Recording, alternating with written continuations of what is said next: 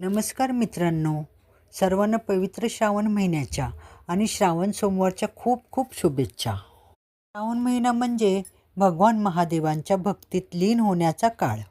श्रावणी सोमवारी शिवामूठ वाहण्याला आणि महादेवाची पूजा करण्याला विशेष महत्त्व आहे. या व्हिडिओमध्ये आपण अगदी सोप्या पद्धतीने घरात उपलब्ध असणाऱ्या साहित्यात श्रावण सोमवारची पूजा कशी करावी हे पाहणार आहोत. चला तर मग पूजेला सुरुवात करूया. सर्वात आधी पूजेची जागा स्वच्छ करून घेतली. त्यानंतर लाल कपडा अंथरला व त्यावर पितळेची पितळी ठेवून त्यात शिवलिंगाची स्थापना केली. पूजेला सुरुवात करण्यापूर्वी स्वतःवर आणि पूजेच्या साहित्यावर थोडे जल शिंपडून पवित्र करून घेतले. त्यानंतर उजव्या हातात थोडे पाणी व अक्षता घेऊन महादेवाचे ध्यान केले आणि संकल्प केला. आता आपण अभिषेकाला सुरुवात करूया. यानंतर दूध, दही, तूप, मध आणि साखरेने पंचामृत अभिषेक केला आणि शेवटी पुन्हा एकदा स्वच्छ शुद्ध पाण्याने स्नान घालून शिवलिंग मऊ कपड्याने पुसून ठेवले. हा अभिषेक करताना ओम नमः शिवाय हा जप केला किंवा हर हर महादेव जप केला तरी चालतो. मी अभिषेक करताना ओम नमः शिवाय हा जप सतत करत होते.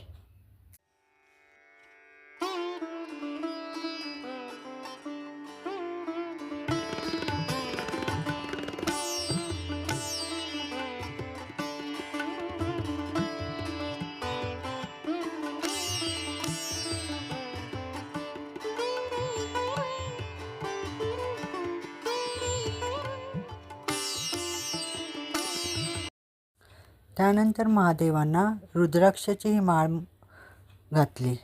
ही मी दर दिवशी घालते. बेलपत्र वाहताना त्याचा गुळगुळीत भाग पिंडीवर ठेवावा आणि देठ आपल्याकडे असावा. त्रिदल त्रिगुणाकार असं करत बेलपत्र आणि पांढरी फुलं महादेवांना वाहावी. माझ्याकडे नित्यसेवेचे हे पुस्तक आहे. ह्याच्यात महादेवांची 108 नावं आहेत. ते मी वाचत 108 वेळा बेलपत्र वाहिले. मला मार्केटमध्ये जायला वेळ न मिळाल्यामुळे बेलपत्र एकदम कमी होती. मग एकच बेलपत्र मी परत घेऊन ठेवत अशी 108 वेळा नावं घेऊन ते एकच बेलपत्र वाहिलं. असं केलं तरी चालतं. त्यानंतर छान असं माझ्याकडे हे पांढरं फूल होतं ते वाहिलं.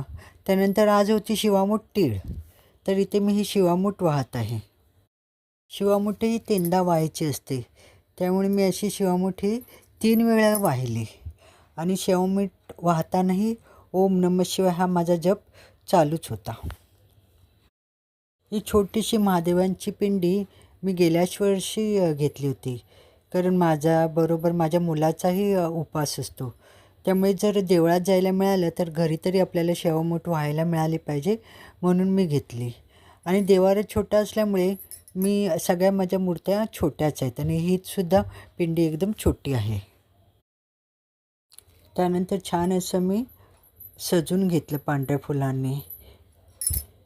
खूप छान वाटतं. मला असं सजवायला वगैरे खूप आवडतं. एकदम प्रसन्न वातावरण तयार होतं. जागेअभावी हे मी देवाऱ्याच्या खाली फ्रीजवर मांडलं आहे. त्यानंतर मी छान अशी आरती करून घेतली. धूप दीप दाखवला. छान अशा मी अगरबत्त्या आणल्यात, त्या अगरबत्ती लावली. खूप प्रसन्न वाटतं. सगळ्या पूजेचा सेटअप मी बाहेर लिव्हिंग रूममध्ये लावू शकते, परंतु माझी ट्यूशन असल्यामुळे संध्याकाळी ट्यूशनची मुली येतात. त्यांना आता लहान वयातच हल्ली पिरियड्स येतात. त्यामुळे मग मी आतल्याच खोलीत म्हणजे देवाऱ्याच्या खालीच फ्रीजवर हे सगळं मांडलं आहे. आणि ही मागे ही प्रभावळ बनवली ती अजून मला पूर्ण करायची आहे. मला वेळेने मिळाल्यामुळे मी ती अजून सजवायची आहे. ती प्रभावळ बनवलेली आहे ती लावली आहे आणि अशी सुंदर मी ते सगळं छान पूजा करून घेतली आहे. महादेवांना मी दुधाचा नैवेद्य दाखवला आहे, दूध साखरेचा, आणि अशी छान माझी पूजा एकंदर झाली. माझं देवाराही छोटा आहे आणि अशा ह्या कमी जागेत पाहिजे तसं सजवता येत नाही, तरी मी सजवायचा प्रयत्न करते. बाहेर जागा आहे, परंतु अशा ह्या प्रॉब्लेममुळे मी बाहेर मांडत नाही. बाहेर ऐसपैस मी मांडू शकले असते. आणि मुली लहान असल्यामुळे त्यांना काही समजतही नाही, त्यामुळे मी मग बाहेर मांडतच नाही.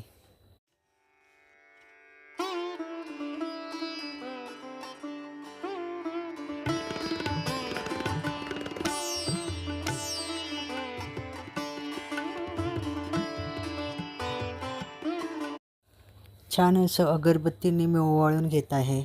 अगरबत्ती हा मी तुम्हाला हे देईन नाव. खूप छान अगरबत्ती आहे. वैष्णवी नावाची अगरबत्ती आहे. मी पहिल्यांदाच आणली आहे ठाण्यावरून. खूप सुंदर अगरबत्ती आहे. असा मी तुपाचाही एक दिवा लावला, महादेवांसाठी पाणी ठेवलं. अशी छान एकंदर मी पूजा करून घेतली आहे. आणि ही वैष्णवी अगरबत्ती मसाला अगरबत्ती आहे. छान एकदम मंद, अगदी देवळातला सुगंध येतो. सुंदर, मन प्रसन्न होतं. आणि आता मी इथे कापूर आरती करत आहे. छान असे महादेवांना, देवांना कापुराने ओवाळून घेतलं. अशी संपूर्ण माझी अगदी विधिवत पूजा मी करून घेतली. त्यानंतर मग माझ्या मुलानेही केली. मुलालाही मी सेम असंच 108 वेळेला नावं घेऊन बेल व्हायला लावले. तसंच शिवामुठीही अर्पण करायला दिली. आणि परत तो ऑफिसला जायच्या आधी देवळातही गेला. त्यामुळे अशी बघा एकंदर छान आहे. देवाऱ्यात पण सुंदर असं मी फुलांनी देवारा सजवलं आहे. मला असं बघितलं ना की सारखा देवारा बघावासा वाटतो, पूजा बघावीशी वाटते. खूप सुंदर, प्रसन्न वाटतं अगदी. आणि घरातील वातावरण एकदम प्रसन्न होऊन जातं. आरती झाल्यानंतर महादेवांना मनोभावे नमस्कार करून पूजेमध्ये काही चूक झाली असेल तर क्षमा मागितली आणि सर्वांच्या सुखसमृद्धीसाठी प्रार्थना केली.